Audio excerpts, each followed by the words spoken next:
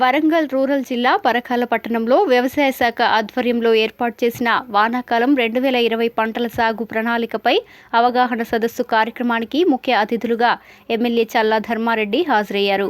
ఈ సందర్భంగా ఎమ్మెల్యే చల్లా ధర్మారెడ్డి మాట్లాడుతూ వానాకాలంలో ప్రభుత్వం సూచన మేరకు ప్రభుత్వం నిర్దేశించిన పంటలనే రైతులు వేయాలని కోరారు. ప్రపంచ మార్కెట్లో డిమాండ్ ఉన్నవి వేస్తేనే రైతుకు అధిక లాభం ఆర్జించవచ్చన్నారు. తెలంగాణ రాష్ట్రంలో రైతులు ఆర్థికంగా ఎదుగుదల చెందడానికి ముఖ్యమంత్రి కేసీఆర్ అహర్నిశలు కృషి చేస్తున్నారన్నారు.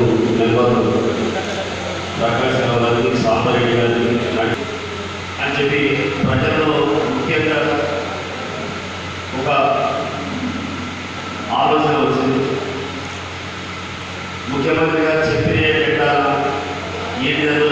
కొంతమంది మాట్లాడుతున్నారు. ఈరోజు నిజంగా మనం ఒకసారి ఆలోచిస్తే కొంతమంది పెద్దలు మనవాళ్ళు అనేది పంట మార్పిడి చేస్తుంది. పెసలు వేస్తే వచ్చే చదువులు మొక్కలు వేసుకుంటే వేరే జొన్నలు వేసుకోవడం ఇలాంటి పంటలు ఎన్నికల నుంచే మన లాభం రావడం నుంచే ఉంది. కానీ లాభాల కొరకు విదేశీనే మన ఉదయం చెప్పి పత్తి పెట్టడం దించి పెట్టడం రకరకాలుగా చేసుకుంటూ వస్తున్నాం.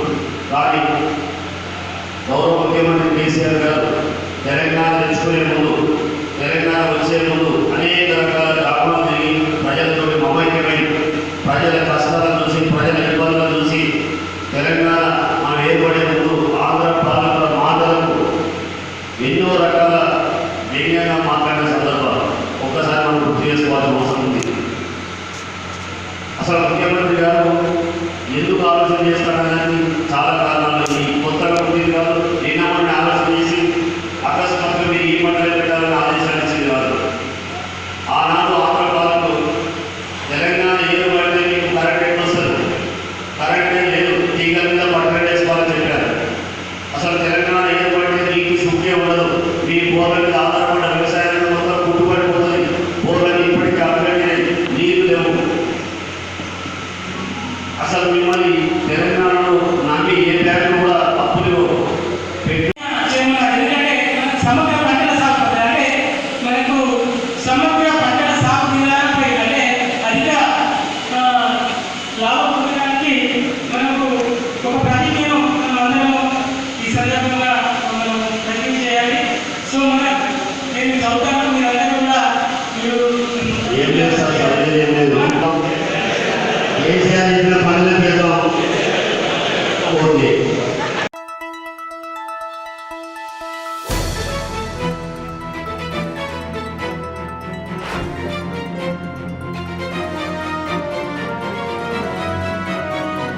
కరీంనగర్ పట్టణంలో వనితా మైత్రి పబ్లిక్ వెల్ఫేర్ సొసైటీ స్వచ్ఛంద సంస్థ ఆధ్వర్యంలో నగరంలోని దుర్గమ్మ గడ్డలో కరోనా వైరస్ లాక్డౌన్ నేపథ్యంలో ఆర్థిక ఇబ్బందులు పడుతున్న పేద కుటుంబాలకు నిత్యావసర సరుకులు, కూరగాయలు పంపిణీ చేశారు. ఈ సందర్భంగా ప్రెసిడెంట్ విజయలక్ష్మి మాట్లాడుతూ తాము అడగగానే సరుకులు అందించిన ఎస్వీపీ హైదరాబాద్ స్వస్తి వారికి ప్రత్యేక కృతజ్ఞతలు తెలిపారు. లాక్డౌన్లో ఉపాధి అవకాశాలు లేకుండా ఉన్నవారిని గుర్తించి నిత్యావసర సరుకులు పంపిణీ చేశామన్నారు. ఈ కార్యక్రమంలో మేనేజర్ సంతోష్ తదితరులు పాల్గొన్నారు.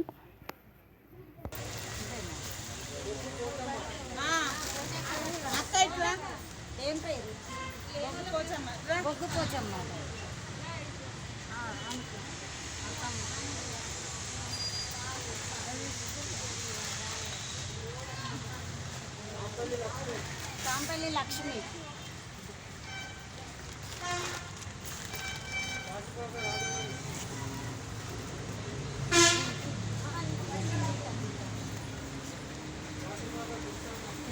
సుగుణమ్మ, కాశపాక సుగుణమ్మనేనా నీ పేరు?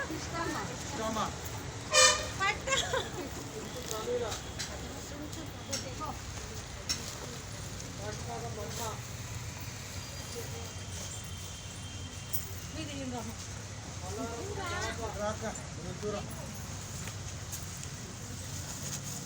అండి. నా పేరు విజయలక్ష్మి, వనితా మైత్రి పబ్లిక్ వెల్ఫేర్ సొసైటీ ప్రాజెక్ట్ డైరెక్టర్ను. అలాగే పిఎం సంతోష్ కూడా ఉన్నారండి.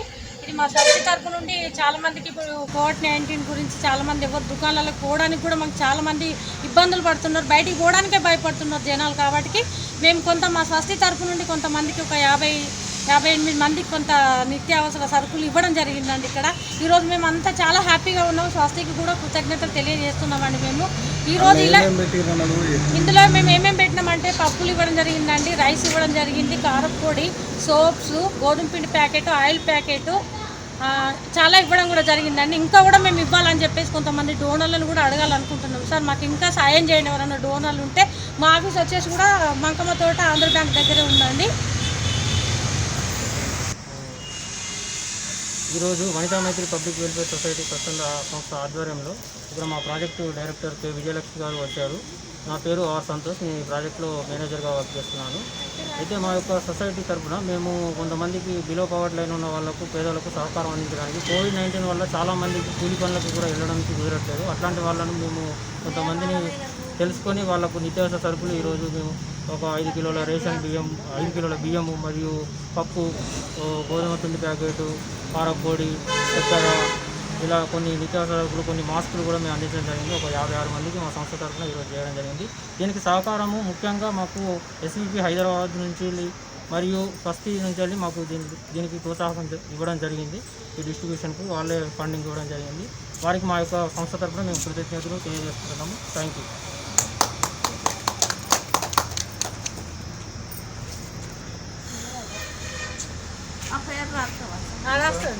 మళ్ళీ ఒకరోజు వస్తాం కదా.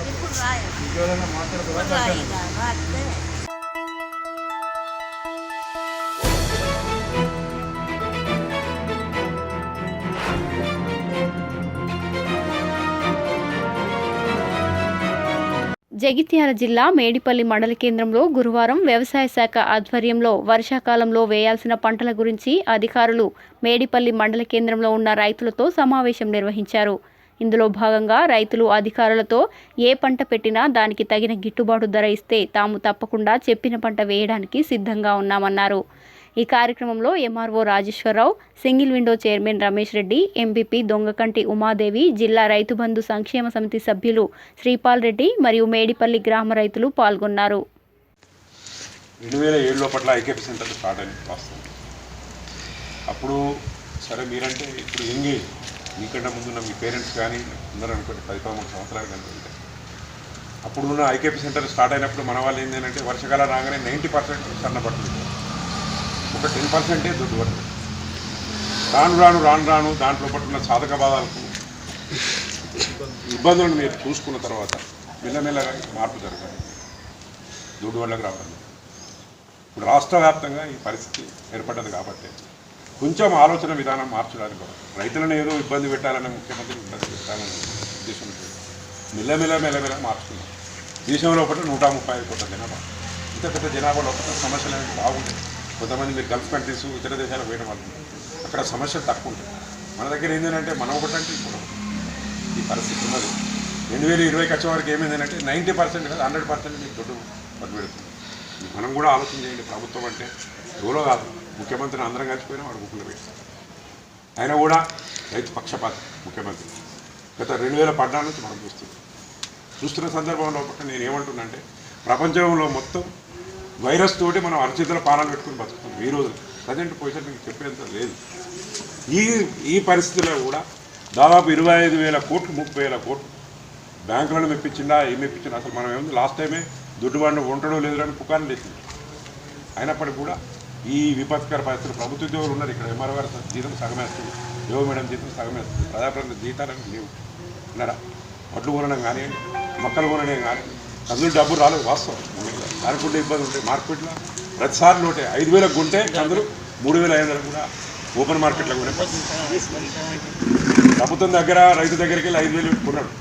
మళ్ళీ ఈ కొన్న 1,00,000 టన్నుల ధాన్యాన్ని టెండర్ పెడితే 3,500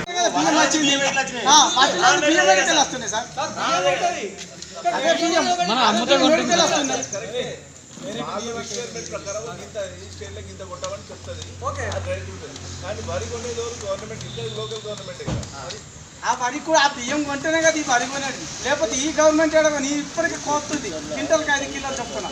ఇప్పుడు లారీలకి 8 కిలోలు తీస్తుంది. దీని కొరకు మరి ఆ మాట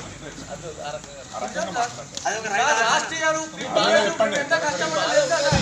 సార్ 2 కిలోలతో పాటు మళ్ళీ రైస్ మిల్ కనుక మళ్ళీ 170 అయితే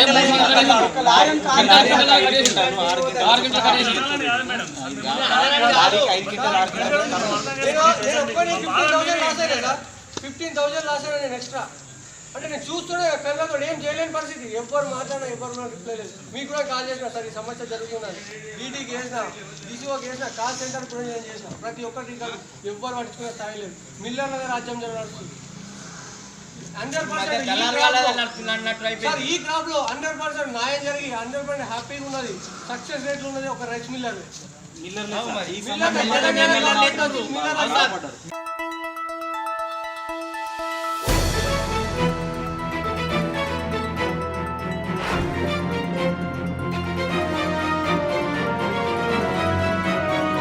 కరీంనగర్ పట్టణంలో విలేకరుల సమావేశంలో కాంగ్రెస్ నాయకులు సమ్మత్ నవాబ్ మాట్లాడుతూ హైదరాబాద్లో ముస్లిం చనిపోతే దహన సంస్కరణలు చేయకుండా ఇబ్బందులు పెట్టి ఎక్కువ డబ్బులు డిమాండ్ చేసే 4 కబ్రిస్తాన్ కమిటీలపై క్రిమినల్ కేసు బుక్ చేయాలని డిమాండ్ చేశారు. కానీ గవర్నమెంట్ నుంచి ఏమున్నది? గవర్నమెంట్ నుంచి అది బోర్డులో ఒక మనిషి దాని ఏముంటుంది, ఇది ముస్లింకి 20 ఇది హిందువుకి 20. ఎవ్వరు తీసుకోరు, హిందువులు కూడా తీసుకోరు కావచ్చు, కానీ ముస్లింలు అయితే కొంత ఖబరస్థాన్లో కంపల్సరీ డబ్బులు తీసుకుంటారు. ఇప్పుడు మీరు వచ్చి 5-6 సంవత్సరం అయిపోయింది చైర్మన్ గారు, మీరు దీని మీద యాక్షన్ తీసుకోవాలని మా డిమాండ్. ఎక్కడ లేదు కదా మరి అట్లా? ఎక్కడ లేదు, హైదరాబాద్లోనే ఉంది. హైదరాబాద్లో ఒక బిజినెస్ అయిపోయింది అది.